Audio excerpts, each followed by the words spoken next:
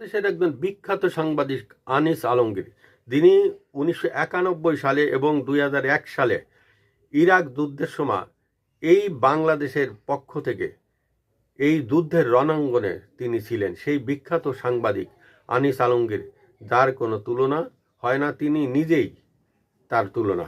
বাংলাদেশের একমাত্র সাহসী সাংবাদিক এই আনিস আলমগীর।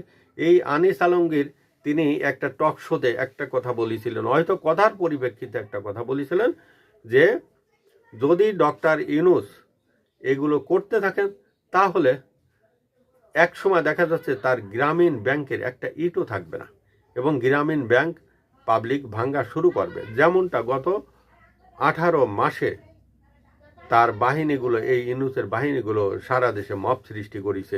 এইটা একসময় হয়তো তার উপরেও বর্তাতে পারে। এই আনিস আলমগীর গ্রামীণ ব্যাংক থেকে এই কথা বলার পরে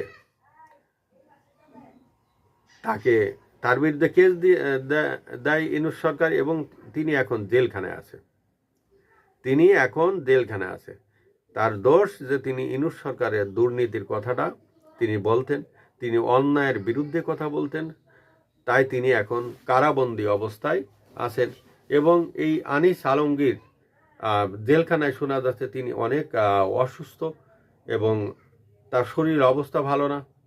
এবং তার একটা স্ট্যাটাস এই মাঝে আমি দেখলাম একটা চ্যানেলে, সম্ভবত একটা প্রাইভেট একটা চ্যানেলে, যে তিনি অনেক অসুস্থ আছেন এবং তিনি দেশবাসীর কাছে দোয়া চাইছেন।